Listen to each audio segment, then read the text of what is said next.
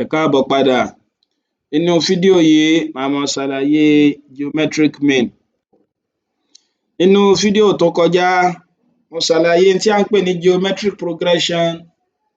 Mo dẹ̀ ṣàlàyé fún wa pé tá a bá ní geometric progression òhun náà ni sequence kan tó jẹ́ pé tá a bá fẹ́ wá táàmù tó tún kàn lẹ́yìn táàmù mìíràn tá a máa ṣe ni pé a máa multiply pẹ̀lú nọ́mbà kan náà. Tá a bá gbàgbé mo ní tá a bá ní A wa eléyìí tí ń ṣe first term, tá a dẹ̀ ní R wa eléyìí tí ń ṣe common ratio tá a pè ní constant term yẹn. So òhun náà ni pé kí ni o? Òhun náà ni pé n tí ń máa ní tó jẹ́ pé tá à ń pè ní nth term mi òhun náà ni kí ni ARN-1. Mo dẹ̀ fún wa ní òfin kan pé kò nídìí ká dára wa láàmú. So tó bá jẹ́ wí pé a fẹ́ wá any term of any GP, n tó ṣe náà ni pé kí ni o?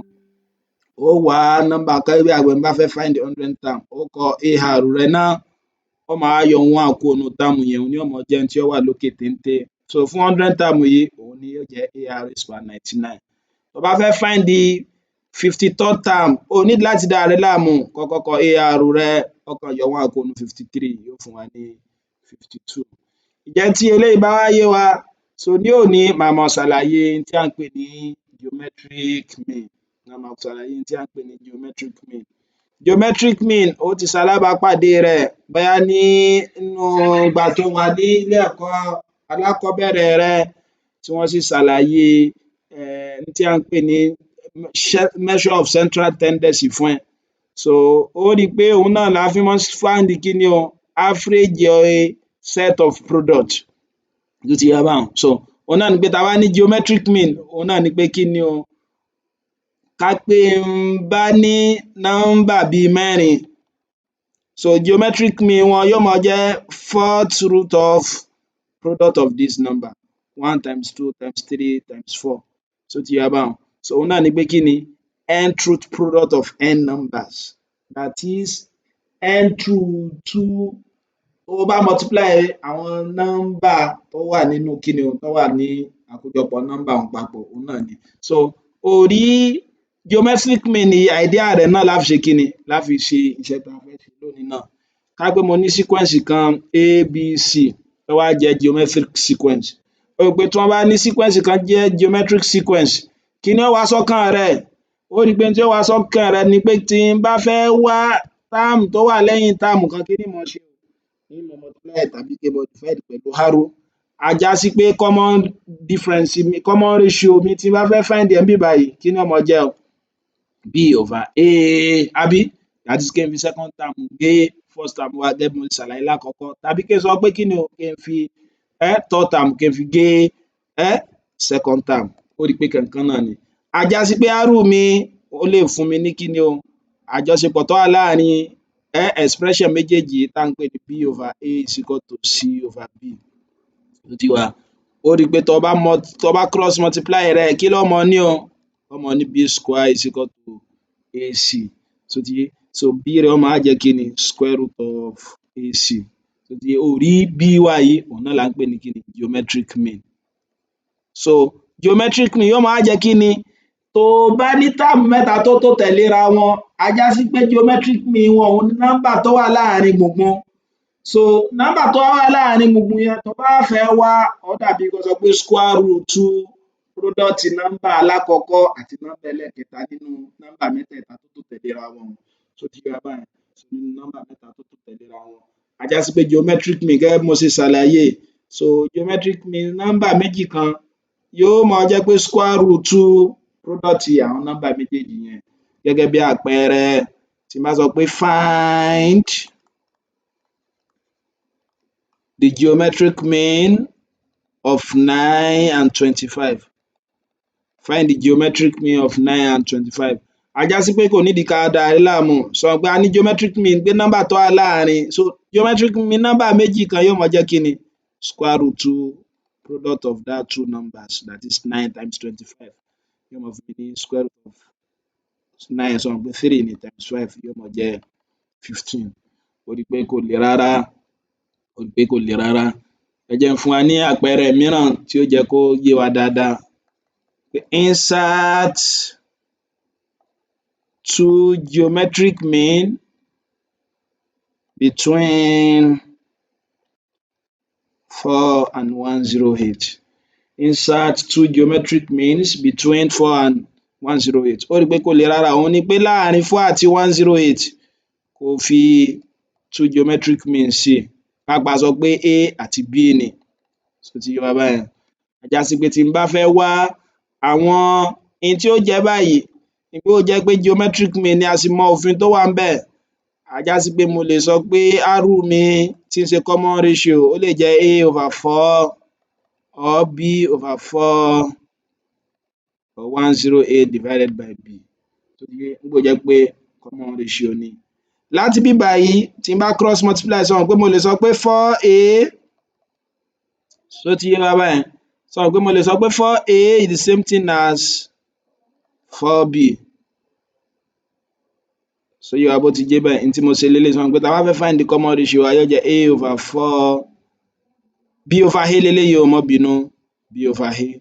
So B/A á já sí pé tó bá cross multiply tó bá mú méjì alákọ̀ọ́kọ́ tí mò ń sọ leléyìí yóò fún ọ ní A/4 is equal to B/A. Yóò máa jẹ́ kí ni? A square is equal to 4B. Láti bẹ́ẹ̀ mo lè sọ pé A mi jẹ́ kí ni o? Square root of 4B.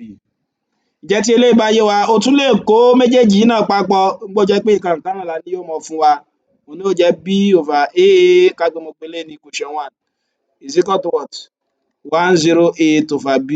Ó yá tó bá tún cross multiply á já sí pé òun náà máa fún ọ ní kí ni o? B square is equal to 108A. B square is equal to 108A. Ṣó ti yé wa báhun? So ìgbà tí mo sì ti mọ̀ pé A mi jẹ́ square root of 4B ní equation 1, mo lè sọ pé put A is equal to square root of 4B in equation 2. Ká máa pe eléyìí ní equation 2. Tó jẹ́ pé A àti B la fẹ́ wá. Á já sí pé ibi tí n bá ti rí A níbí báyìí kí ni n máa gbé sí o? Màá máa gbé 4 square root of 4B sí i. Ó jẹ́ 108 multiply by square root of 4B. Má dẹ̀ gbàgbé pé square root of 4B rẹ o lè sọ pé 2 square root of B ni àbí torí square root of 4 fún 2 eléyìí ó jẹ́ square root of B. Á já pé báyìí màá ní B square is equal to 108 times 2. Kí ni 108 times 2 rẹ? Ó rí i pé eléyìí ó fún ẹ ní 16 àbí? 216 àbí? Ǹjẹ́ tí eléyìí bá yé wa, so yóò fún ẹ ní 216 root B. 216 root B. Tó bá divide through by square root of B nígbà ó jẹ́ pé B la fẹ́ wá, eléyìí ó jẹ́ B square divided by square root of B is equal to 216 àbí? So tó bá lo indices rẹ, má gbàgbé pé square root of B rẹ B raised power half ni. Eléyìí ó jẹ́ B squared minus half. Ṣó yé wa bó ṣe jẹ́ half? Torí téléyìí bá jẹ́ raised power half, division ló dá wọn láàrin, yóò máa yọ wọ́n kúrò nínú ara wọn ni. Ṣó ti yé wa báyẹn? So yóò máa jẹ́ B is equal to 2 minus half. Tó bá find LCM rẹ 2, eléyìí ó jẹ́ 4 minus 1 tí ń ṣe 3/2 is equal to 216. Ǹjẹ́ tí eléyìí bá yé wa, bó o mo ṣe lè gbé eléyìí kúrò 3/2 yìí, ó rí i pé tó bá gbàgbé, tó bá sì ti gbàgbé mò ń rọ̀ ọ́ láti lọ síbi fídíò mi nínú indices. N tí mo ṣàlàyé fún wa ni pé tó bá ní B raised power half tó bá wá fẹ́ gé, òun ni pé ó máa multiply pẹ̀lú reciprocal wọn lókè. Ṣó ti yé? Ó mean pé reciprocal half is 2. Ṣó ti yé? Á jẹ́ pé tó bá fẹ́ ṣe eléyìí náà yóò jẹ́ B raised power 3/2, everything raised power 2/3 àbí? N tó bá dẹ̀ ṣe fún Táíwò o gbọ́dọ̀ ṣe fún Kẹ́hìndé, á jẹ́ pé á gbé sí ẹ̀gbẹ́ kejì náà bákan náà. So eléyìí ó gé eléyìí, eléyìí ó gé eléyìí. B mi ó máa jẹ́ kí ni o? 216 raised power 2/3. Má dẹ̀ gbàgbé nínú òfin indices bákan náà pé tó bá ní A raised power m, same thing as nth root of A everything raised power m. Á já sí pé eléyìí náà máa jẹ́ kí ni o? Cube root of 216 everything raised power 2. Kí ni wá ni cube root of 216? Tó bá gbàgbé tí wọ́n bá ní cube root, òun ni pé kí ni nọ́mbà tó jẹ́ pé màá multiply pẹ̀lú ara rẹ̀ lẹ́ẹ̀mẹta tí ó máa fún mi ní 216. Ṣó o mọ̀? Ó rí i pé 6 ni irúfẹ́ nọ́mbà bẹ́ẹ̀. Á jẹ́ pé yóò máa jẹ́ 6 square which is equal to 36. Ìgbà tí mo ti mọ̀ pé B mi jẹ́ 36, á já sí pé mo lè wá A mi láti ibẹ̀. má dẹ̀ gbàgbé pé nínú equation 1 wa a ní a wa ó jẹ́ square root of 4b, so a is equal to square root of 4b. A lè sọ pé put b in equation 1 àbí? A já sí pé ibi tí n bá ti rí b nísìnyí kí ní ń gbé sí o? Níbi 36 sí. Èmi máa jẹ́ square root of 4 times 36 is something as 2 times 6. Má bínú, square root of 4 wa ó rí pé square root of 4 yóò máa fún mi ní 2 àbí? Square root of 36 bákan náà ẹ̀wẹ̀ yóò máa fún mi ní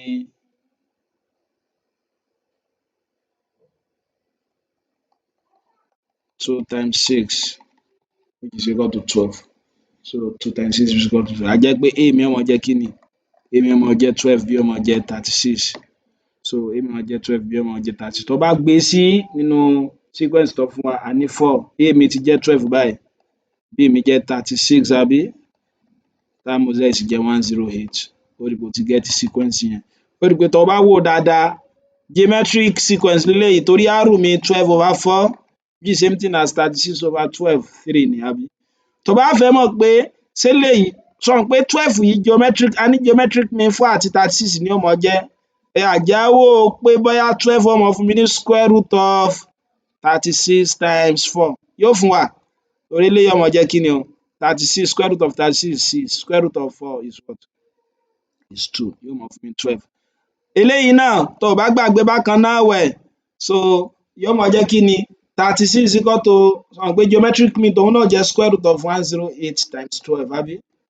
Kí ni square root of 108 wa? Òun ò í ṣe perfect square ṣùgbọ́n tí n bá multiply 108 by 12 108 times 12 tó bá lo calculator wa yóò máa fún wa ní square root of 96 àbí? Ó rí pé tá bá times 36 pẹ̀lú 36 n tí ó fún ọ náà nù which is equal to 36. Ṣó ti yé wa báyẹn? So eléyìí ni bó ṣe máa find the geometric mean. Ǹjẹ́ tí eléyìí bá yé wa, mò ń rọ̀ ọ́ láti like fídíò mi, bá mi subscribe ẹ̀ kó o sì bá ń share fún àwọn èèyàn rẹ pẹ̀lú títí màá fi pàdé rẹ nínú fídíò tó ń bọ̀. O ṣeun.